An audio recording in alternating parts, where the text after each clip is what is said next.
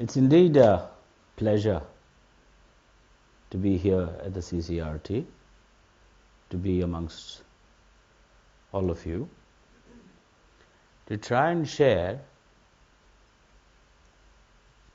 the larger understanding about what truly art is. So the broad premise is understanding art. Understanding art, its transformation of the language. You must be wondering, why am I using the word language? The visual language is a non-verbal language. And to tell you the truth, this language has the capacity to go down to those recesses of your existence which are not accessible to common logic and are accessible to instinct and intuition. The visual and its entire gamut of activities that enable you to understand things far beyond. Is word the real meaning, or it is only analogous of the meaning? It's analogous. It's almost like saying, is the watch time? No, it's not time. It is analogous of time. But the image is what it is, and the vibrations that it emits enable you to understand what cannot be said, is what I wanted to share. That's why I use the word language, non-verbal mode of communication. And mind you, the image came before the word. And that's the reason why we have prehistoric art. Let's try and remember that the prehistoric man truly did not desire at any level to be an artist. But what he desired was to communicate. What he desired was to be able to communicate to his fellow beings his experiences, what he wanted to share, what is meant to be shared. And the remains of prehistoric art are the finest living examples, mind you, my emphasis on the word living, examples of how time has progressed, how time has transformed, how thinking has transformed. And that's the reason why a work of art is the only true example of history. Now it depends on how you infer. आप कितनी गहराई से उसकी कौन सी सतह तक जा पाते हैं, ये आपके ऊपर निर्भर है, और उसको कैसे इंटरप्रेट कर पाते हैं, है ना? बात सुंदरता की नहीं है खाली. And mind you, to be able to reproduce something the way your eye sees is more about skill. I hope you agree. But what is a good work of art? It is about an appropriate skill for an appropriate sense.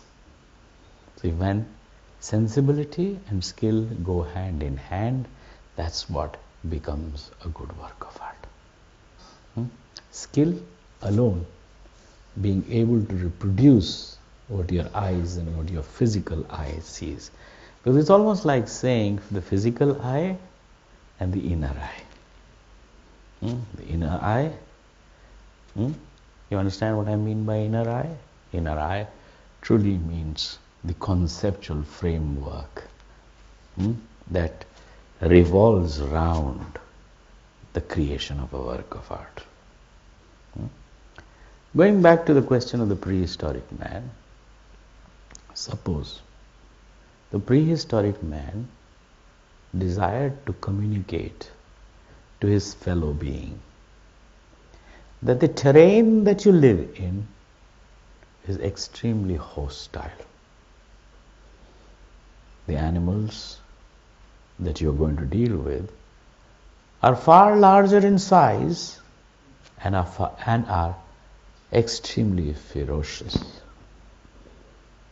Your entire life depends upon how well you can deal with them, manage them, kill them, because if you kill one, you have enough food and sustenance for a long time. And mind you, the only way you should try and attempt killing that animal is by going in a group, surrounding, remaining agile, and the most susceptible spots where if you hit out to him are either his forehead or his neck. If you can get him, you have a ball for the next. How many words did I use? And how many different diverse concepts I used to be able to communicate something that has been so lucidly done by the prehistoric man. Actually, I was doing nothing except describing or trying to describe a prehistoric being from our own country, Bhimbetka.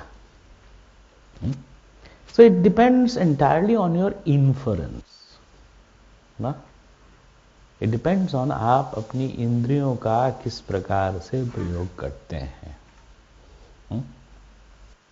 और प्रयोग करके, है ना, conceptually, धारणात्मक तौर पे वो कौन से वैल्यू स्ट्रक्चर्स क्रिएट करते हैं that enable you to create something that does not exist. That does not exist, but exists in the form, that way it has been created. Actually, that's a work of art. If I raise this question, has anyone seen Shiva? Has anyone seen Saraswati? Has anyone seen Buddha? No? You've only, if I describe 4 poetic lines, let's try and see. If I say for Krishna, Jahi Anadi Ananta Akhand Ached Abhed Suved Batave, Tahi Ahir Ki Chohariyan Chachiya Barchaj Pe Nachna Chave. Imagine कीजिए, ये कौन है? जाहि, अनादि, अनंत, अखंड, अछेद, अवेद, सुवेद, जिनका वेदों में इस प्रकार का वर्णन है कि एक तरफ तो इतने मॉन्यूमेंटल हैं जिनको न समझा जा सकता है, न भेदा जा सकता है, दूसरी तरफ इतने सरल हैं, कि छछिया पर छाछ पे अहीरी की छोहरियाँ उनको नाचना चाहती हैं. ये क्या है? कॉन्सेप्चुअल फ्रेमवर्क है, ये किसने क्रिएट किया? ये मानसिक तौर पे क्रिएट किया गया. ये उन एडजेक्टिव्स, उन कॉन्सेप्ट्स को जोड़ा गया जिससे हम एक ऐसे इमेज की रचना करें जो सामान्य मनुष्य तो है लेकिन वो गॉड हेड है ना? And that's the precise reason why, although Buddha lived, why is it that for so many 100 years after his physical death, Buddha was only being represented symbolically? That it took almost 400 to 600 years for the first image of Buddha to actually evolve. And why? Why? Because the kind of image that we wanted to create of Buddha was like us, but it was meant to be endowed with those qualities that are superhuman, beyond the human, of a kind that is unbelievably believable. है ना? The conceptual framework. And to do that, during the several hundred years, several important texts were written. I will not like to go into those, but I will make passing remarks. Vishnu Dharmottara Purana, Chitra Sutra, Vatsayana's Kama Sutra describes so many things. And interestingly, एक बहुत सुंदर श्लोक वहाँ आता है. उसको कहते हैं षडअंग, 6 limbs of Indian art. Every single work of art needs to be endowed with these 6 fundamental qualities. What are those? Rupa Vedaha Pramanani Bhav Lavanya Yojanam Sadrishya Varnika Bhange Iti Chitram Shadangakam. Every single work of art needs to be endowed with these 6 fundamental qualities to be called a work of art. And to go back into our Shastras, 64 art forms, including the culinary arts. Yeah, I'll get into a small little story from our Shastras. Here was this king, a very intelligent king, who wanted to learn music. He called the best musician. Please remember that all what I am talking is a reference to what we are going to see in the context of how image has evolved, how concepts have evolved, and how the creation of works of art have evolved. Only then will we understand what art is all about. So this king wanted to learn music. He is called the best musician. The musician came. The master said, the sire said, Master, I want to learn music. The teacher asked, that's a great idea, but why? You're a king, your role is administration. And why do you wish to learn music? He said, I wish to learn music because I feel that if I can understand the musical spirit of life, my administration shall be better.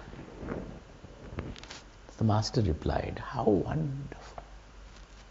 This is such a profound thought that indeed understanding the musical spirit in life or of life will truly enrich your administrative capabilities. But sire, I have a question to ask.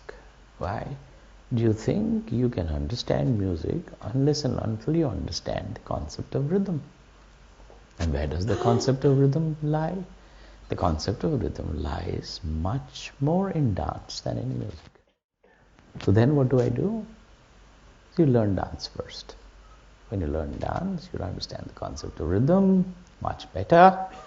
And as a result, you'll understand the musical spirit much better. Wow.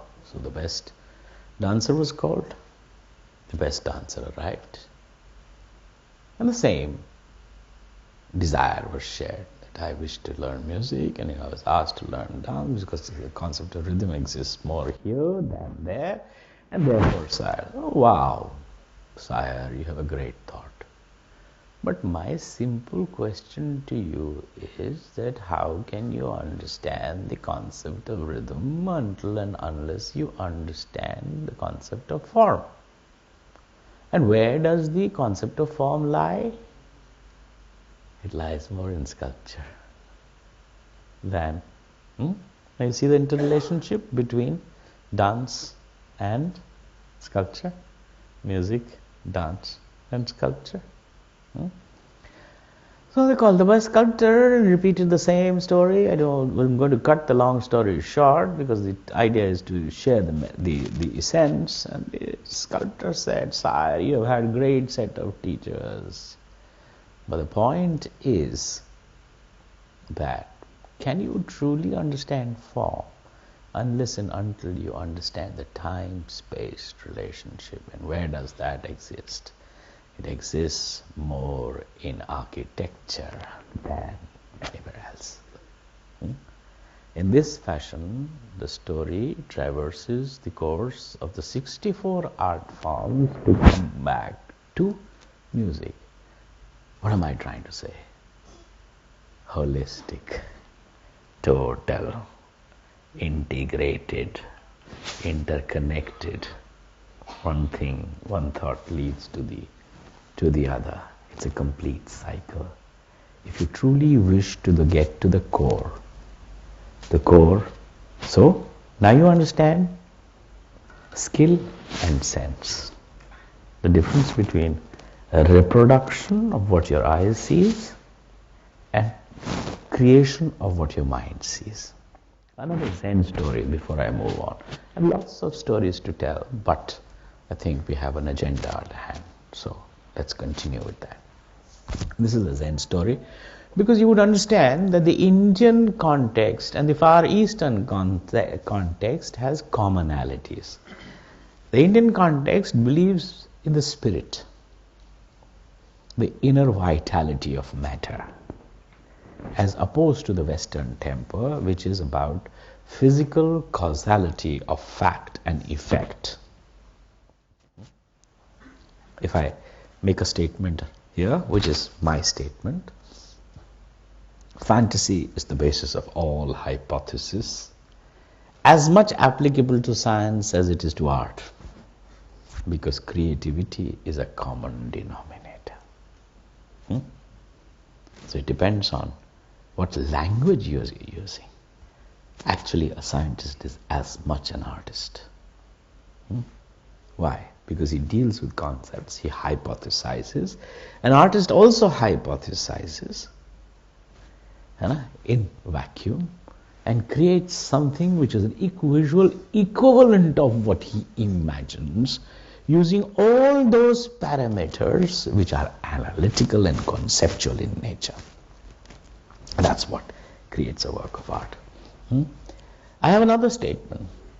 Ideas can be hypothetical, but they need to be governed by their own logic to formulate their own meaning.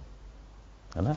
अगर उद्देश्य जिंदगी में ये हो तो हर चीज जैसे कहते हैं ना, जहाँ न जाए रवि वहाँ जाए कवि.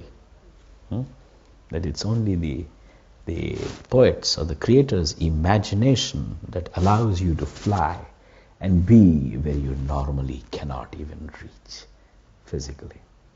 So coming to this Zen story, this is all what I'm trying to say is this is the background against which we are going to see things. So here was this young British, so I'm trying to create a divide between, and it's an imaginary divide, between realistic and conceptual.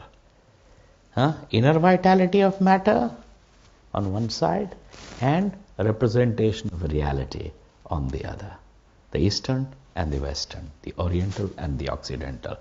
Please don't take these two words seriously because these words are no longer used in the context that we saw, that we have been using. So here was this young British academic painter who wanted to learn Oriental art. So he went to this great master and showed his work. Realistic work. Academic, you understand.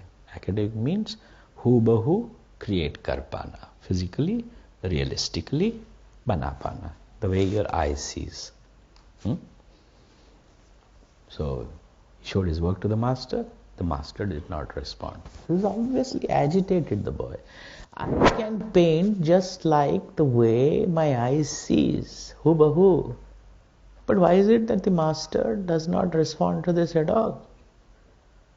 So he nudged the master, coaxed the master, said, Master, say something. Where do I start? Where do I begin? I have come here to understand the inner vitality of spirit. That is your forte of Oriental art. And मैं कहाँ शुरू करूँ? आप बता ही नहीं रहे. The master, in his old very philosophical fashion, said, go out, experience nature, and paint the first living thing that you can see. First living thing that you can see. इसमें क्या है? My eye sees every day. I see living things, animate and inanimate every day. I paint them every day. How is it different? And he said, then come back to me. So those are old times. The boy went out, he sat and made an academic realistic study, because just outside the master's house was a sow, a female pig. She was sleeping. The first living thing. Sat down and did an academic realistic study of the sow in that environment and rushed back to the master. The master looked at the work and did not respond. He was obviously agitated. The boy said, Master, doesn't it look like the way my eye sees? And you don't respond, you think it's bad? He kept nudging, and then the master said, you're an ass, you didn't understand anything. Why, master? Why is it that in spite of the fact that it looks like just the way it is, you say, this is bad? The master said, I asked you to paint the first living thing. Fine, it was the sow. She was sleeping. She was breathing. Your sow is dead. Where is the quality of breath? Where is the quality of life? Now you understand. Inner vitality of spirit. So, if you come to the Indian context of image making, if you were wanting to make an image of Buddha, should it be like the way the eye sees, or I could have seen, or should it reflect what truly we wanted to personify Buddha in terms of living vitality, of epitome of spirituality? Am I right? Have you understood what I'm trying to say? Epitome of spirituality, epitome of reality. These are the two. Now coming back to the 6 limbs of Indian art. Rupa bhedaha pramanani bhava lavanya yojanam sadrishya varnika bhange iti chitram shadankam. Every single work of art should be endowed with these 6 fundamental qualities to be called a work of art. Otherwise, it remains as skill. Otherwise, it remains as dead. Otherwise, it does not qualify to be called a work of art. It should have something that is about the inner spirit rather than physical representation. It's very important to understand this concept, this principle, to be able to understand how art in the Indian context has evolved. Rupa Veda, understanding variety of form, the way it exists in nature. Nature is the complete phenomena. One single tree, millions of leaves, but no tree is identical, but the form is, referential to that tree. Rupa Veda Pramanani. Variety of form and its usage in its appropriate matra, proportion. It's like saying, going back to Ayurveda, nabs, do rati, do chawal, constitution ke anusar, not 400 mg to everyone. Yeah? Prakriti, aapki prakriti. We have, we all have the same indriya, like in the way your indriya respond to something is very different to how someone else's. Unique prakriti. So understanding that prakriti and its proportion. It's like saying कि just because देसी घी में बनी हुई मिठाई बहुत अच्छी होती है का मतलब ये नहीं है that you put 2 liters. Proportion. Matra. Mapadand. Rupa Bheda Pramanani. So understanding variety of form and its appropriate usage for the creation of something that you want. So until that something is absolutely clear in your mind, how will that proportion come? Just because gold is gilded, if you use so much of it, it's going to be horrible. It's like saying perfume. If you overwear perfume, it smells bad. It smells rotten. Right. है ना? It's like saying केवड़ा खाने के ऊपर डालें तो if you put more of it, हर चीज का अपना मात्रा. रूप भेदा प्रमाणानि भाव content. Now you understand why your image is dead. Bhav. Another shloka. Bhava vibhavanubhav vyabhichari sanyogat ras nishpattihi. What is the ultimate aim of creation of work of art? Rasa theory. So many aestheticians, Bhattalol, Trishanku, Abhinav Gupta. एक ने कहा भाव की बहुत आवश्यक है, दूसरे ने कहा भाव ही नहीं विभाव की भी, ने कहा नहीं अनुभाव, चौथे ने कहा व्यभिचारी भाव, है ना. भाव विभावानुभाव व्यभिचारी संयोगा, चौथे ने कहा नहीं जी नहीं, सबके संयोग से, मात्रा के संयोग से, प्रोपोर्शन में संयोग से रस की निष्पत्ति होती है. और अगर रस की निष्पत्ति नहीं रही और नीरस रहा तो वो क्या work of art? It's no, it does not qualify to be called a work of art at all. This is aesthetics. Interestingly, what I am talking to you, bhava, etc., etc., etc., is as much applicable to poetry, literature, and other forms. Because there is a commonality. It all applies to the whole thing in its totality. Totality. Not watertight compartments. Not super specializations. But total. भाव रूप भेदा प्रमाणानि भाव लावण्य embellishment. Embellishment का अपना स्थान है, वो पहले नहीं आ सकता. Without understanding rupa bheda, variety of form and proportion and bhava, can you embellish? You can't. So once all these things are in place, then they can be embellished to the right proportion, in the right matra, in its right context. Lavanya yojanam, putting together. Assimilation, है ना? It's like an Indian curry. मैं हमेशा अपने lectures में खाने का बहुत example देता हूँ, और मैं हमेशा कहता हूँ इसीलिए assimilation. A good curry is an assimilation of diverse spices in their right proportion. That's what creates taste. I always say that my mother cooks gobi matar, so does yours, your wife also perhaps.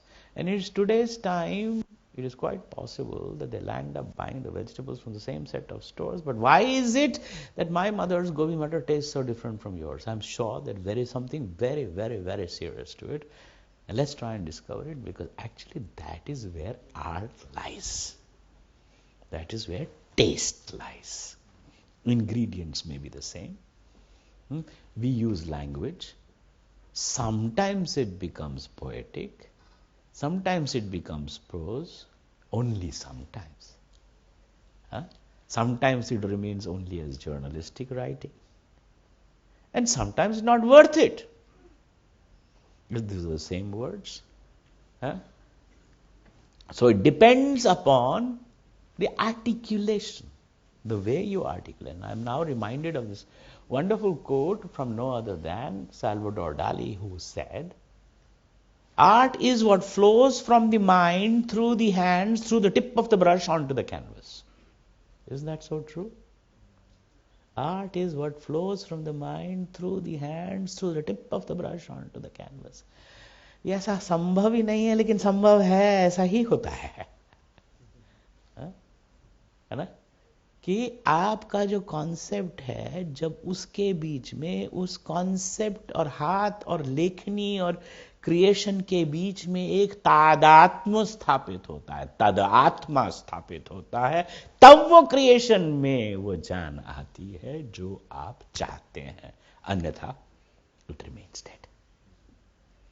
अन्यथा it remains physical. अन्यथा it remains only representational. So beautifully said by Salvador Dali. ये वही कह सकता है जिसने इसका अनुभव किया हो. Someone who has experienced it. Someone who has gone through the entire process of creation. भाव रूपभेदा प्रमाणानि भाव लावण्य योजनीम, putting together assimilation of all these ingredients in their appropriate proportion, matra. सादृश्य, बहुत सुंदर सवाल है. सादृश्य, if you translate it to English, the way you see it. But see what? That's why I raised the question. Had someone seen Shiva? Had someone seen Buddha? Or you had conceptualized what could be, should be the image of Buddha-like sub-epitome of spirituality. Abhaya, do not fear, for truth prevails. And while Buddha was not, for the 600 years that his image was not represented, he was only being represented symbolically. Empty throne, wild horse, पादुकाएं. क्यों?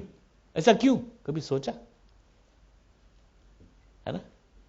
The point is that all this conceptualization was in progress to be able to, in a whole set of iconographies were being drawn. That's why I started with the context of Krishna. Jahi anadi ananta akhanda ched abhed suved batave tahi ahiri ki chohariyan chachiyavar chach pe nachna chave. Imagine kijiye.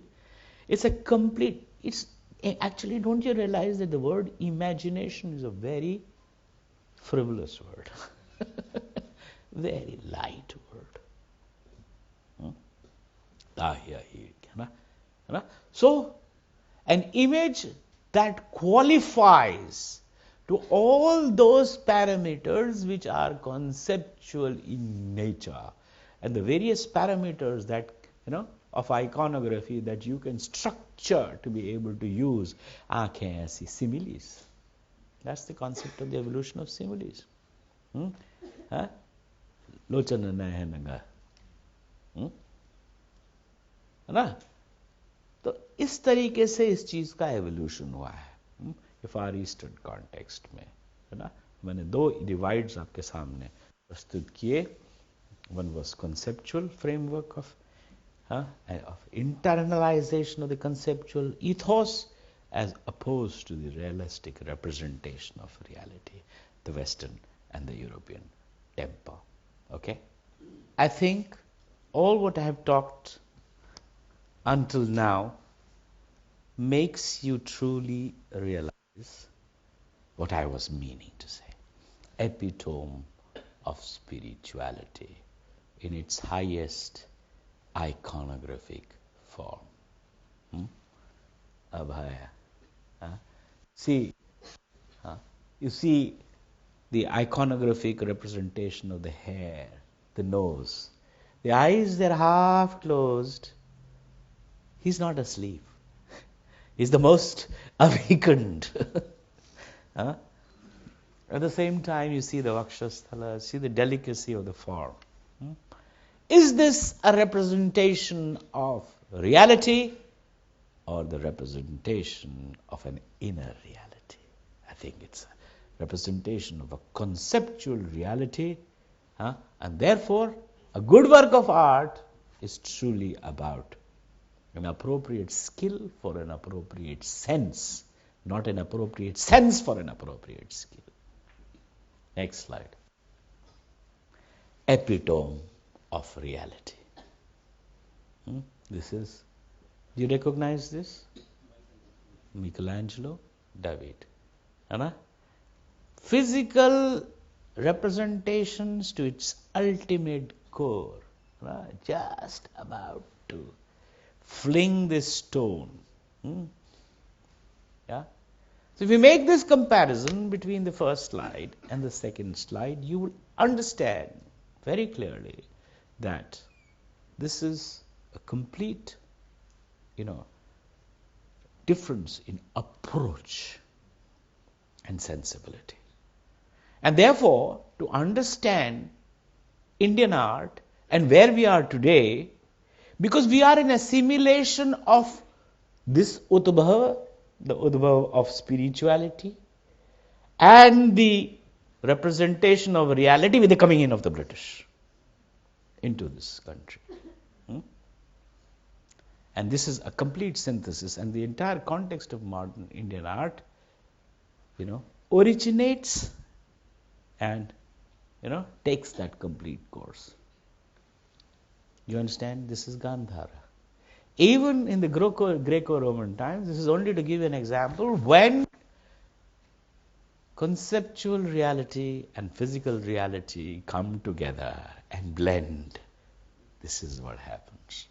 Buddha, iconographic on one side, but on the other, a synthesis between conceptualism and physical reality. Now this is a miniature painting. Now why did I bring it? There's been a whole tradition of the miniature painting. Now I will take you off the course. I tell you a story and ask an artist to paint it. Let's see what kind of a language he can find to fit this story. Suppose a crow picks up a morsel of bread from the lawns of the CCRT, flies over this auditorium, wherever your tea is served, comes and joins you for a cup of tea, and then tries to walk into this auditorium and listen to the lecture. Is this possible in realistic terms? It's not. But in conceptual terms, is it possible? It is. So therefore, the Indian miniature painter's flexibility of the mind to enable the story to be told in a spatial format, the way his mind perceives it, rather than the way the reality unfolds itself. This is the reason why you would see floors intermingle. The focus of the story remains the same, and the story unfolds itself as a narrative. On the contrary, the story cannot be accommodated the way it is in the Indian context or our context in the approach to representation of reality. Is it not about the evolution of the language and the visual language? And does it not give us deep insights into how sensibilities have transformed over the years? एक चीज मैं कहना चाहूँगा यहाँ. We always say, oh, this is tradition. ये पुरानी चीज है. हम आज के हैं. We are modern, we are contemporary. But I wish to raise a question here. What we call as tradition, was it not modern once? It was modern once. So if you wish to understand time and infer time, is to be able to sieve. It's able to dissect. And mind you, images are the only, works of art are the only true living examples of history. बाकी तो सब लिखा गया है ना. जो लिखा गया है वो invariably प्रेरित होता है. It has these overtones of what you wish to emphasize and what you wish to eliminate. It has its own preferences. Obviously, Akbarnama or Babarnama had to have emphasis on Akbar and Babar. How could it have emphasis on something else? Am I right? So, if you are able to read, and you are able to read intelligently, you will be able to discover so many facets of life. I mean, works of art, anthropology,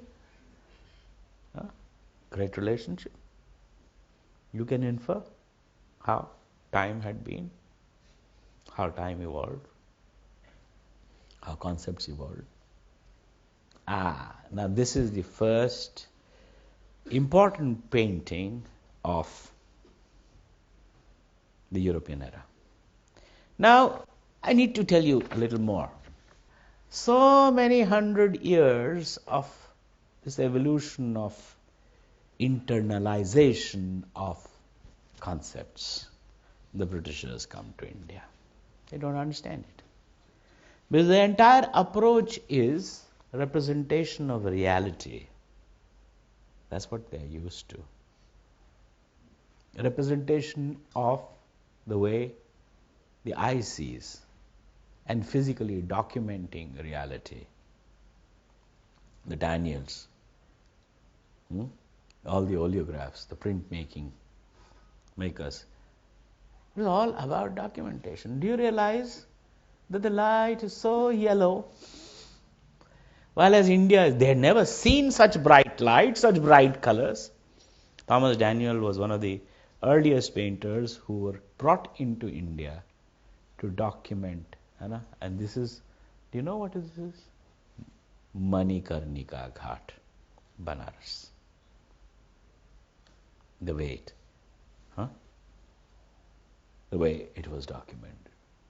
So, epitome of reality, but with a realistic temper. Now see the transformation of the language. Now, what happens to the Indian painters who have been dealing with conceptualism of realities of the inner kind, when they are told that what you create is absolutely uncomprehendable?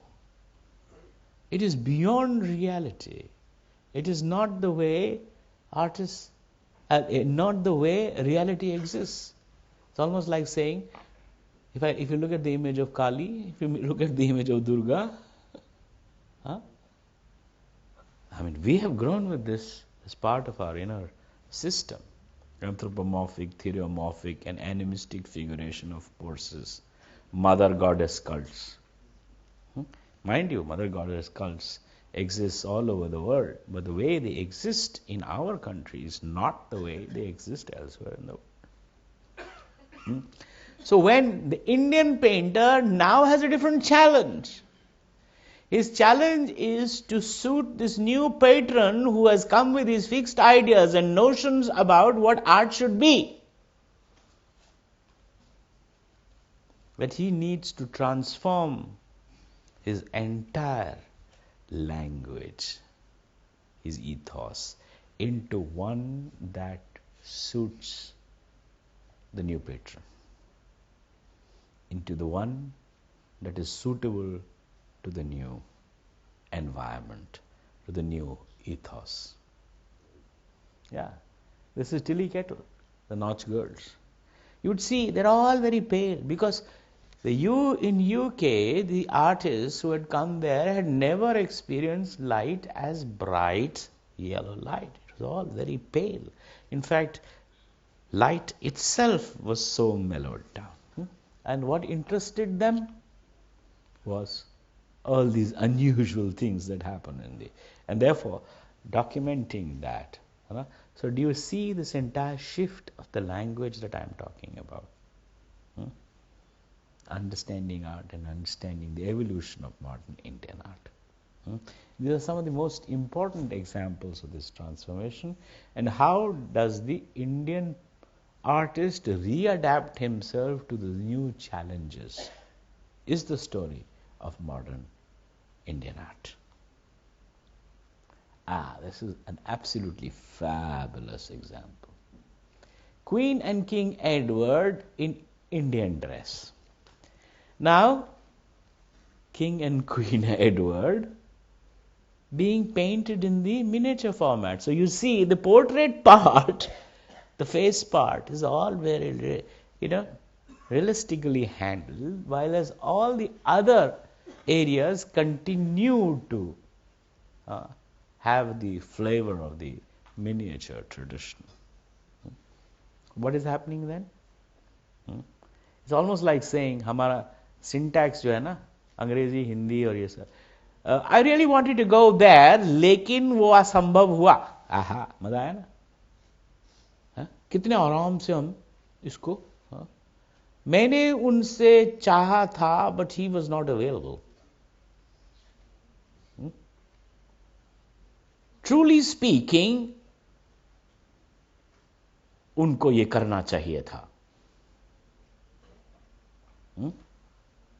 ये असंभव है, but it is not truly impossible.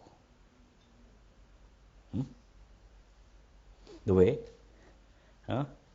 it's about the fertility of the mind. It's about how you can combine different, diverse. It's the same story about Indian Chinese. It's the same story about food. It's the same story about South Indian food being adapted into Northern India, and you having all kinds of diverse dishes that may never exist in South India. Actually, can I at this juncture make a statement that it is actually this fertility, this diversity of this nation that has always assimilated diverse elements into it throughout history, that it has remained fertile. You look at history. You look at history, influences coming from all kinds of sources being digested. In fact, I'm reminded of this wonderful story about the Parsis. The Parsis came to India. They landed on the Gujarat coast. Supposedly persecuted. Supposedly. The local chiefs were very upset. The people were very upset. Here are these different people from different cultural background who have come into India. How will they assimilate? How will they this thing? They're going to be a challenge to our sensibility. Blah, blah, blah, blah, blah. The Parsi chief was called. And it was explained to him that you come from a different cultural background. You have different values. You eat differently. Your language is different. How are you going to adapt yourself to this, the needs, to the culture of this land? The Parsi chief asked for a bowl of milk and some sugar, and mixed the sugar into the milk, and symbolically said, like how sugar dissolves into milk.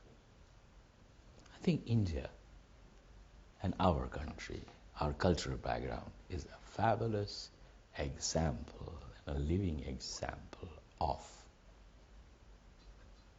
assimilation. And assimilation giving birth to reinvention, readaptation. And this work is a fabulous work in this. How? Academicism, realism, naturalism, miniature painting come together. How? Two diverse languages not only intermingle, but get assimilated into an expression which is so unique in its character. Now, this is the work of Raja Ravi Verma, one of the pioneers who tried to, and not only tried to, but successfully managed to reinvent the content, the theme, the medium, and the mode of representation. Indian themes, European language, European medium, oil painting, chiaroscuro, light and shade, academic representation, and the theme no longer remaining in the limited domain of the bourgeoisie, of the elite. The premise, the context, and the sandarbh mellowing down to commonality. So, looking at this, he was one of the earliest artists who managed to understand academic realism, anatomy, light and shade, medium, oil on canvas, and in a fashion that is not only pleasing to the eye but making a synthesis reflective of the time. This is another painter who lived in Goa, Portuguese, Antonio Xavier Trinidad.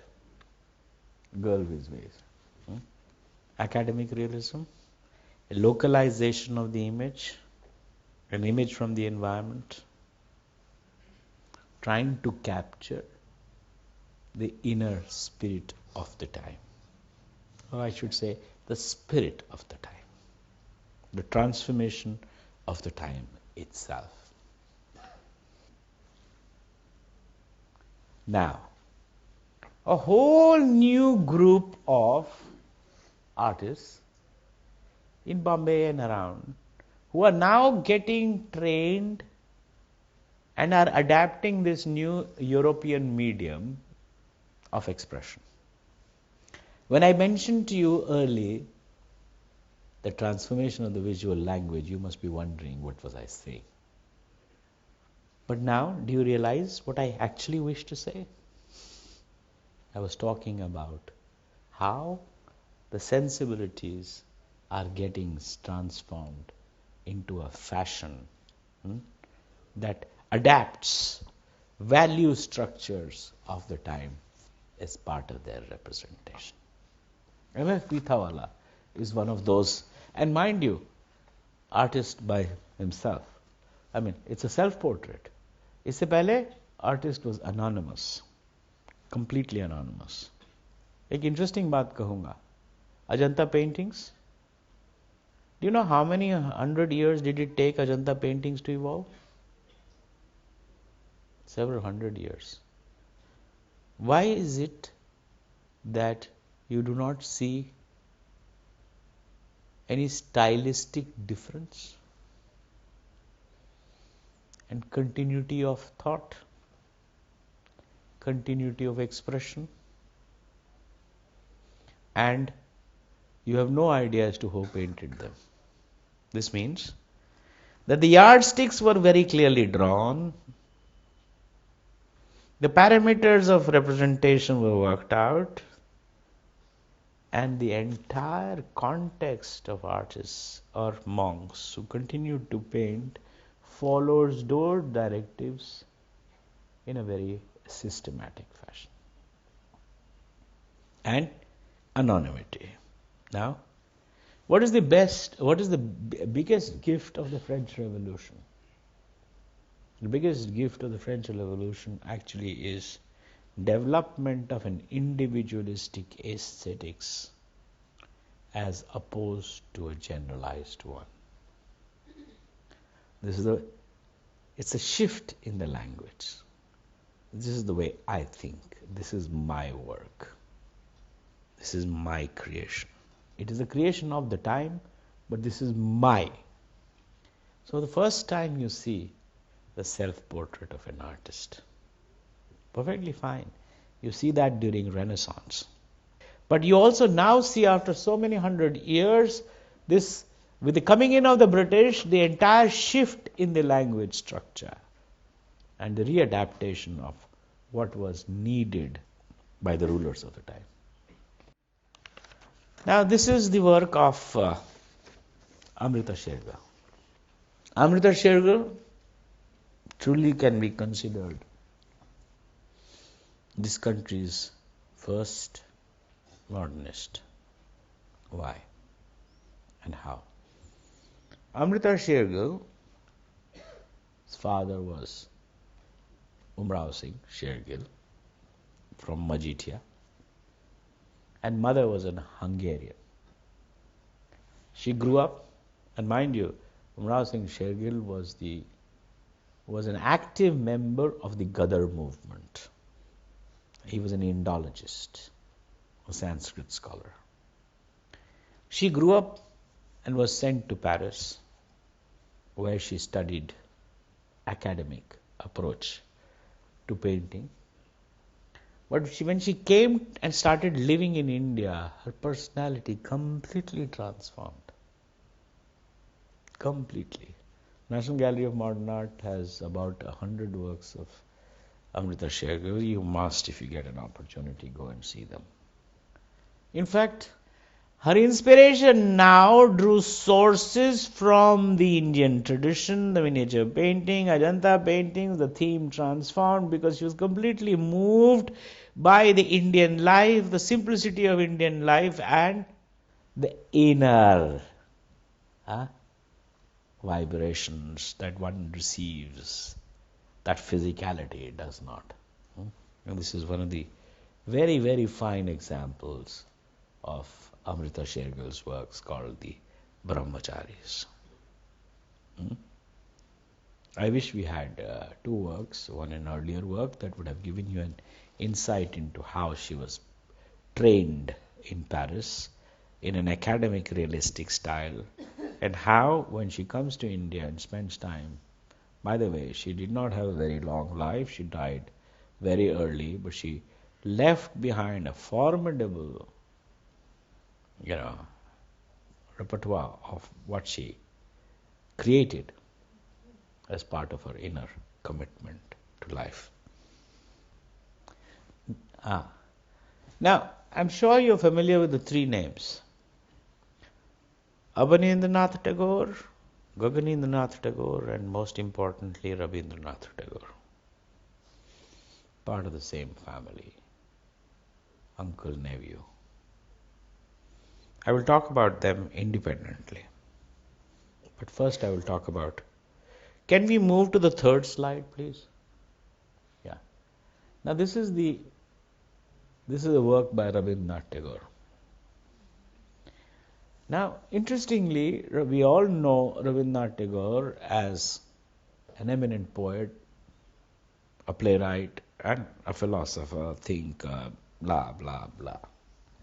But he is an equally important artist.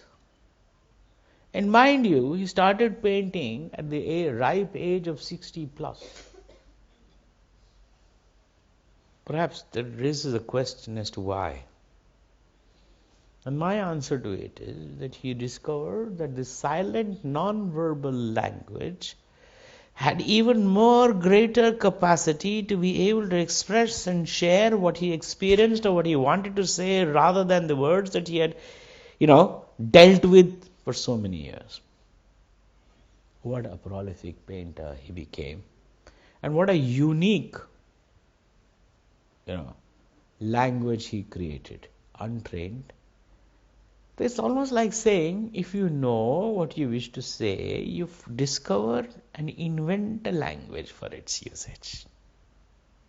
है ना? आप भाषा का ज्ञान आपको ना हो, लेकिन अगर आपको क्या अभिव्यक्त करना है इसका ज्ञान हो, तो भाषा का निर्माण आप उसी के अनुसार स्वयं कर लेते हैं. Tagore is a prime example of that. Now, besides this, Tagore was a great philosopher. He wanted to, the university that he founded, Shantiniketan, truly his desire was to create an international platform, a platform which looked at philosophy and cultural backgrounds from around the world and retain our own spirit, which we were. So in fact, the Bengal school is a result of that ethos. Bengal school endeavored to look at the Far Eastern spirit with a sense of continuity, and he invited people from China, Japan, here, there, to be able to relocate, reinvent, and say that what is it that binds us, and get the best out of that in the sense of a revitalization of spirit and matter. And that is what makes Rabindranath Tagore. In fact, you would be able to see here, he is trying to portray an inner expression. You are unable to read who ये portrait किसका है, लेकिन जिसका भी है ना, it's the portrait that reveals something.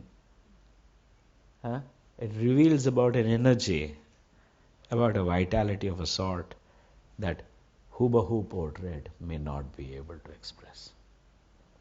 Now we go back. Now Abanindranath Tagore was a phenomenal artist. He endeavored to keep the spirit of Rabindranath Tagore and the family alive through not only painting but also through the kind of people whom he trained. And this is a very, very fine example. Actually, this is a painting which is tempera on paper, which is like a wash, which actually it's a wash painting which actually brings in elements of technique from China and Japan.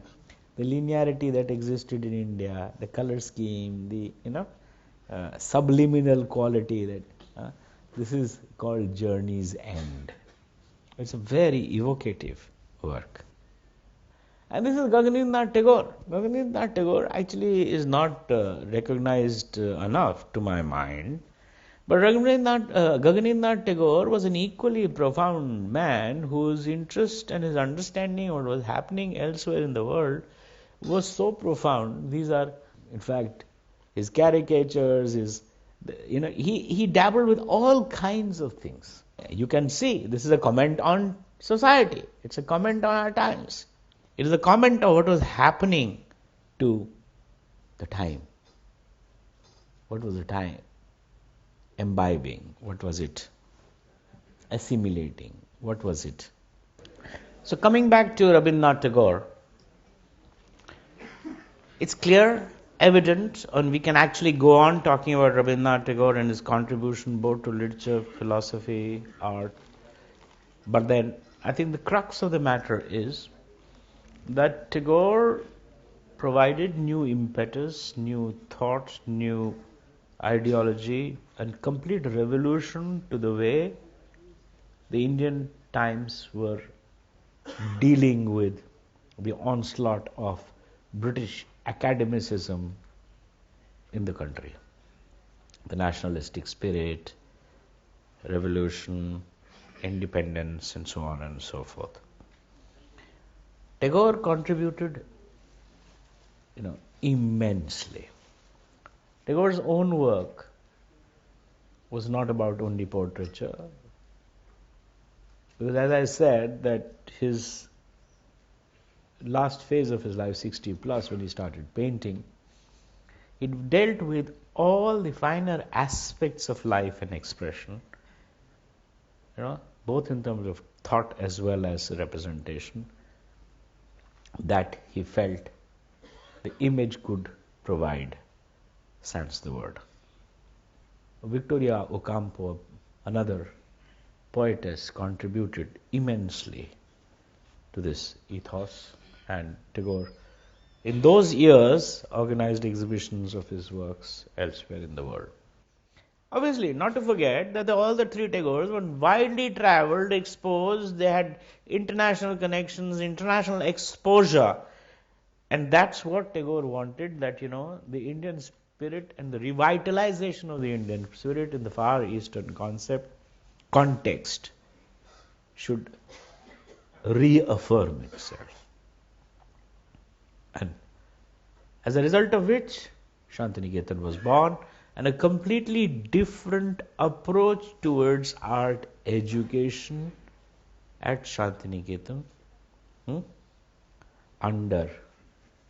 with the influences of, or with the inspiration of Rabindranath Tagore and Abanindranath Tagore, were initiated by Nandlal Bose, a disciple of Abanindranath Tagore. Nandlal Bose. Now this is a very interesting work. Mind you, this is called a Haripura poster. Haripura Congress, it was Nandlal Bose who was assigned to design the entire pavilion for the Haripura. And this is a fabulous work from that, which captured Indian spirit, Indian life, and using the language that was assimilated from the ethos of the country rather than a foreign language. Nandlal Bose's contribution to art education and the entire context of what happened at Shantiniketan is absolutely legendary. He created a whole range of disciples, students who had a clarity of thought, spirit, and a direction that could generally be called, be a revolution and a renaissance in terms of, which is a revival of old, ideas and concepts pertinent to this land. This is another man, Jamini Roy. Interestingly, because I can only show you a few slides, Jamini Roy was trained in the academic style, gave it up, did pointillistic works, gave it up, and then he realized that living art form, the folk and the tribal had immense amount of inspiration to provide. And the rest of his life was devoted to contributions of this land. 3 pujarans. You see the stylization, you can see it all comes from Bengal, the linearity, the plain color, the iconographic image. You can see its relationship to image making, Durga Puja, etc., etc., etc. of our time. So, अब आप देख सकते हैं, you can clearly see that how from conceptualism to the impact of Western academicism, to the intermingling of the sensibilities, to the Bengal school, the artists are moving towards a very experimental phase with an emphasis that whatever they create should have a direct relationship to their own ethos, to the ethos where they come from, to the language that belongs to them, to the expression that belongs to them, to the sensibility that belongs to them, to the theme that belongs to them, and to which they can identify, and to which the others can identify. But again, I would like to point out that there is little referencing to representation of a reality. It's about creating a new reality. Here is another very fine example of one of the disciples, Ram Kinkar Baij. I'm sure you have all seen Ram Kinkar Baij's 2 sculptures outside the Reserve Bank of India, the Yaksha and the Yakshi. Have you ever gone on the Parliament Street? Now, what was so unique about Ram Kinkar Baij? Ram Kinkar Baij understood what Shantiniketan wanted to provide. Very strong. And at the same time, he knew what was going on else in the world. Now, this is a portrait of Rabindranath Tagore. Isn't that fabulous? That it is not a realistic representation of Rabindranath Tagore, but it is an assimilation of the stylistic elements that have reference to what has happening or what had happened in the West. Cubism on one side. It has a certain sense of inventiveness about it, a certain sense of synthetic inventiveness that assimilates the Western, stylistic idiom as well as and genuinely created by an artist who's searching his own language. Now, this is another student of Nandlal Bose, Vinod Bihari Mukherjee. Now, Vinod Bihari Mukherjee was a phenomenal artist. He had lost one of his eye. Actually, he was also Satyajit Ray's teacher. I'm sure many of you must have seen this film called The Inner Eye. Actually, The Inner Eye is a film based on the life of Vinod Bihari Mukherjee. Vinod Bihari Mukherjee is actually searching for a language that assimilates the Far Eastern spirit, the Indian thought, the Indian philosophy, and create a language Hmm? He had traveled widely, both in China as well as in Japan. In fact, he lived in Nepal, and no compromises. You can see a very beautiful painting, The Tree Lover. Hmm? The Tree Lover, I mean, it speaks about the association with the inner vitality of nature that the entire context was talking about. And there's a whole body of work. In fact, Vinod Bihari Mukherjee also contributed to a lot of mural painting in Shantiniketan. And if you have an opportunity to see what he did at Shantiniketan, it's a revelation in itself. Now, this is K.C.S. Panikar, who should not be forgotten. Because, after all, not to forget that this spirit of the national, the nationalistic temper, vis-a-vis what was being forced upon us with the coming in of the British and the intermingling of the sensibility and the development of a language which was alien to our sensibility, that was, European academicism. The search for a language that belonged to us continued all over. And these are important examples that I am able to show you, that what was happening in Shantiniketan, what was happening elsewhere. Now this is an example. Actually, he was from Kerala, but this is what he was as a movement, trying to initiate younger artists in Madras. In fact, many of you who come from South India would have heard the name of an institution which was called the Cholamandal. He was the father of Cholamandal. So you can see that how our own yantras and mandalas can be readapted both in terms of design on one side as well as infused with the content and color and the medium that comes from somewhere else.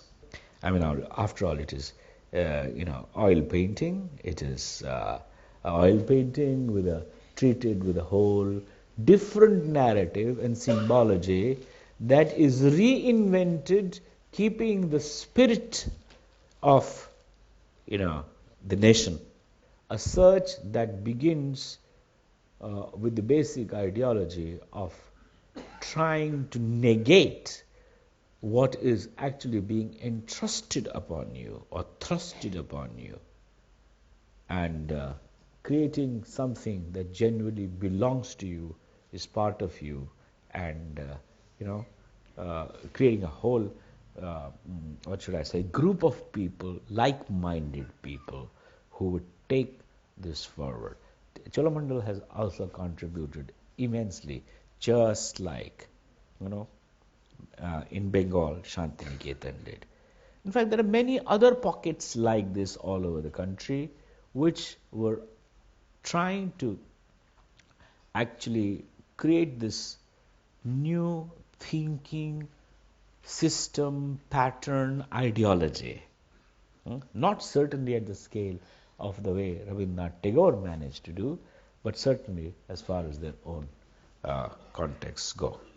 Now we come to a very interesting juncture, and I will finish there, but I will elaborate on the juncture. This is B.C. Sanyal. It's his self-portrait.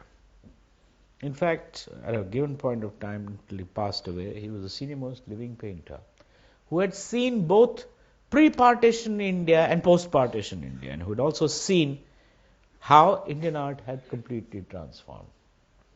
Now, you would realize that partition was another very difficult period, both in terms of conceptual progression of thoughts, the visual language that we had talked about, and the content of the expression that the artist desired to. Why? Because the pain, the agony, the disquietude, the anguish, which were earlier never considered to be thoughts that could be expressed in a work of art as part of the development of a personalized aesthetics, as opposed to a generalized one, comes into the forefront. Old Man and the Bird, very symbolic painting. This man, as I said, saw Bengali by origin, lived in Lahore, came to India, taught at the art institution in India, which he headed. In other words, he had seen it all. The bird is whispering in his ears. A very symbolic statement. He is bare. He has seen it all. The legendary old man who has seen the transformation of life. And this is how he expresses himself in the form of a painting, which is more like a portrait. Can you ever imagine that this could be the theme of a painting? In fact, that is what is fascinating. That is what is fascinating, that the thought process, the medium, and the sensibility has now reached a juncture where personalized expression and experiential aspect of the theme is now plays such an important role in the expression of our time. And moreover, you will also realize that post-Bengal school, what you see reflects time, reflects artists' responses to the time, reflects the agony, the pathos, and most important example in that direction is Satish Gujral. Yes. Satish Gujral, who unfortunately he's not actually dumb, he speaks, became deaf early in age, but who saw the partition with his eyes, who experienced it, the anguish. You can see the pathos, the despair, and it's not about him, it's about society. So he's making a statement on behalf of society. He's a representative of the society. So he's communicating through his language, as I said, that art is the most powerful language which has the capacity to be able to go down to those recesses of your existence which is not accessible to common logic but are more accessible to instinct and intuition. The unsaid word, the unsaid statement, the unsaid, undescribable. Now this is a very interesting juncture. Pre-independence and post-independence period. Liberation, nationalism. Satish Gujral, self-portrait. You can see in great agony, in great despair. Now he also happened to go to Mexico, and he studied there under some of the most well-known artists of that time, and therefore assimilated. Mexico also has, what should I say, a whole body of artists like Rivera and Orozco and Siqueiros, who made great comments on time, on the time, the context, the political scenario, the social. So now you can also see the socio-political scenario. Earlier I was using a different language, anthropology, social anthropology, cultural anthropology. Now even my language has changed. Now I'm talking about society, I'm talking about politics, I'm talking about time, I'm talking about individualistic expression, I'm talking about personalized statement. But how art becomes a vehicle of expression of the experienced or the experiential, representation of the artist. I think we'll stop here. Why? Because with this I have managed to address the pre-independence and the post-independence period as a kind of a background to that. The next phase we shall deal with the post-independence period in a certain context. Thank you very much.